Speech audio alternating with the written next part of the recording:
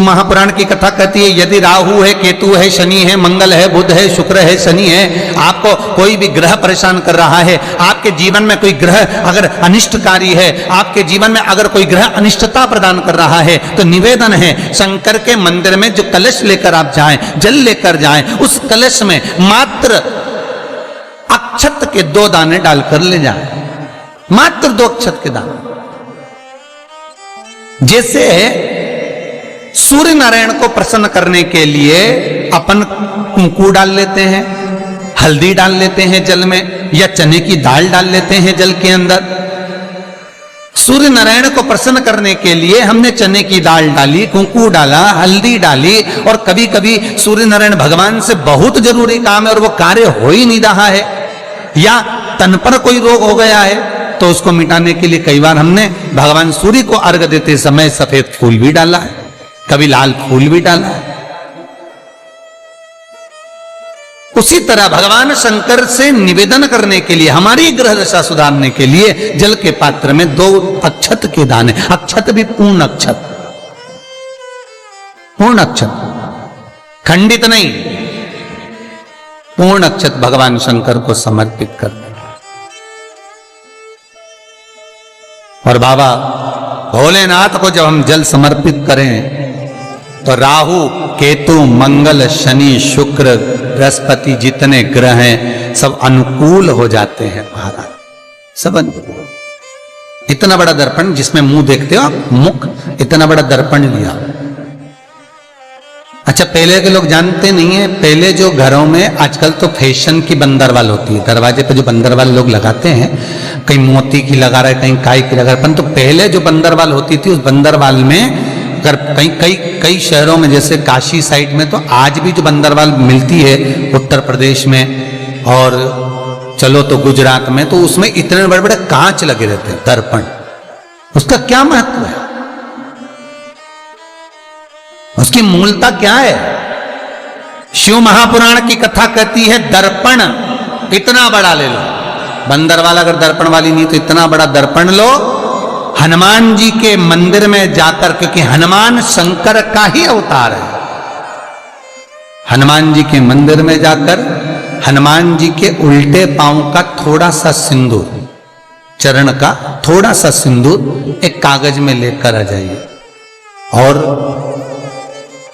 हनुमान जी के छोटे भाई, हनुमान जी 6 भाई हैं, उसमें गतिमान, हनुमान जी के छोटे भाई गतिमान का नाम लो, और गतिमान का नाम लेकर उस दर्पण पर सिंदूर से त्रिशूल बना दो, सिंदूर से त्रिशूल बनाकर उस दर्पण को घर के बाहर,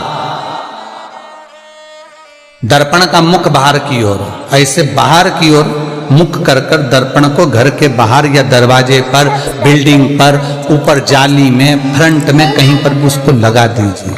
महाराज केवल शंकर का स्मरण कर कर, गतिमान का नाम लेकर, हनुमान के उल्टे पांव का सिंदूर का त्रिशूल बनाकर जो दर्पण को लगा देता है, आपको 1 महीने के अंदर अंतर मालूम पड़ जाएगा कि पिछले जो महीने निकले हैं उस महीने का अंदाजा लगाना कि घर में लोग कितने बीमार पड़ते थे, और इस दर्पण को लगाने के बाद बीमारी कम हुई कि नहीं हो कम तो ठंडा कर देना, क्या जा रहा है, पर करके जरूर देखना, विश्वास रखकर करोगे, भगवान शिव का अनुमोदन कर कर, भगवान शंकर पर विश्वास रखकर करोगे तो बीमारी घेर नहीं सकती।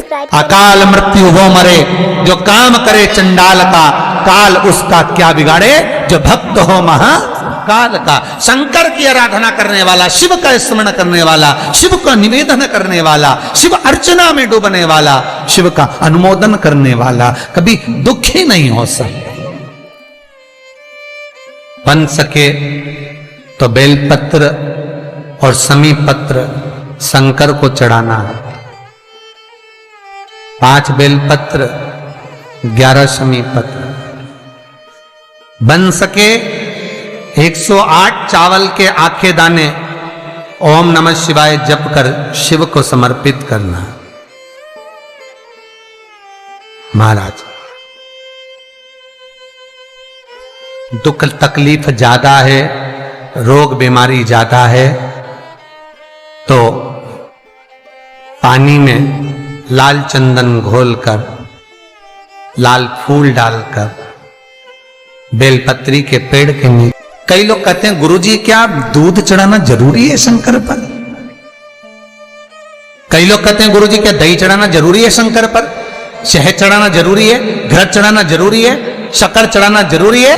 शिव महापुराण की कथा कहती है 5 चीजें शंकर भगवान पर चढ़ती है। दूध अर्थात घर में लक्ष्मी की वृद्धि करता है, इसलिए चढ़ाया जाता है। दही शंकर भगवान पर इसलिए चढ़ाते हैं क्योंकि यह परिवार को जोड़ता है। जिसके परिवार में क्लेश ज्यादा होता है, जिसके परिवार में आपस में तकरार ज्यादा होता है, उसको दही जोड़ता है। शहद घर में चिड़चिड़ प्रवृत्ति को समाप्त करता है। घी रोग को समाप्त करता है। शक्कर मिष्ठान घर में यदि लक्ष्मी आकर जा रही हो तो मिष्ठान समर्पित किया जाता है। इसलिए पंचामृत स्नान का भाव शिव महापुराण कहती है।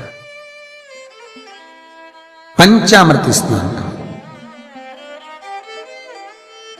भगवान, इसलिए 5 चीजें शंकर को समर्पित हैं। दूध, दही, घृत, शहद, शक्कर अर्थात मिष्ठान। शक्कर से मूलतः यहां शिव महापुराण में शक्कर नहीं लिखी है, मिष्ठान। अब लोग शक्कर पीस कर अभिषेक करते हैं, परंतु मिष्ठान अर्थात गाय के दूध से निर्मित कोई मिठाई, और उस मिठाई से भगवान शंकर का अभिषेक। अब लोग भले शक्कर रखने लगे शंकर जी के अभिषेक में, पर यहां शक्कर नहीं लिखा है, यहां मिष्ठान।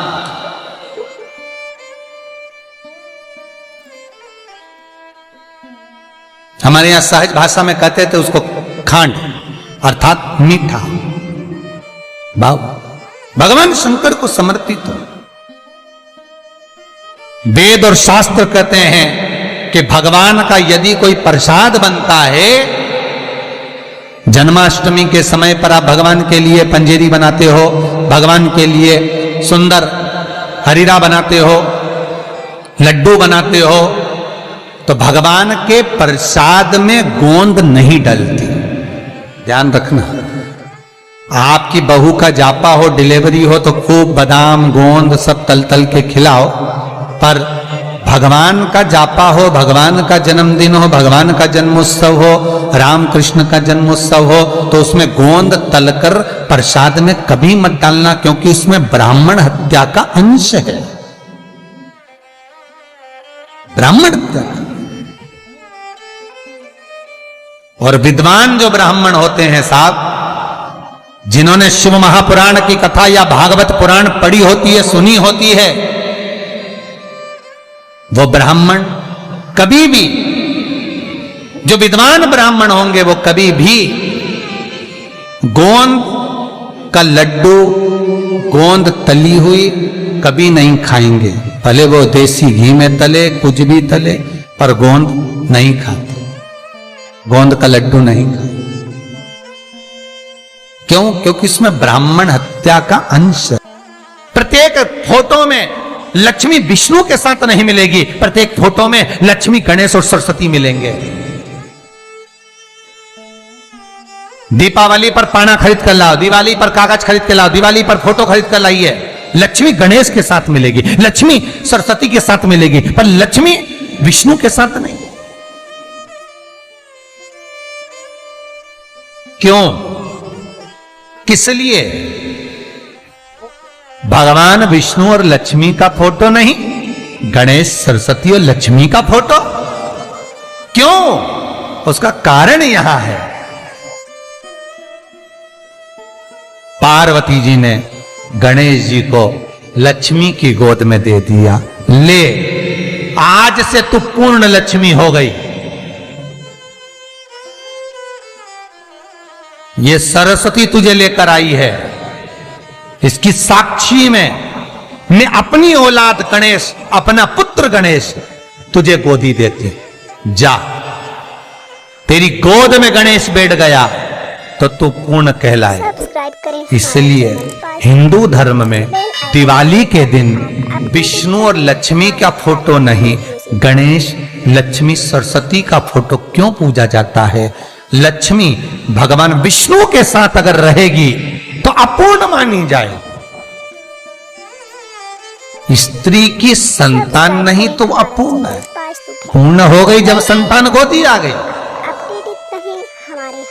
संतान गोद आ गई है तो वो पूर्ण है। भगवान विष्णु के साथ लक्ष्मी की पूजन इसलिए नहीं होती दिवाली पर, क्योंकि लक्ष्मी अगर नारायण के साथ है तो वह पूर्ण कहलाएगी, और लक्ष्मी गणेश जी के साथ अगर बैठी है तो वो पूर्ण कहलाएगी। और दुनिया के लोगों को अपूर्ण लक्ष्मी नहीं चाहिए, दुनिया के लोगों को भरपूर पूर्ण लक्ष्मी चाहिए, जो संपदा से परिपूर्ण हो, वैभव और सत्ता से परिपूर्ण हो। श्री शिवाय नमस्तुभ्यं। श्री शिवाय नमस्तुभ्यं।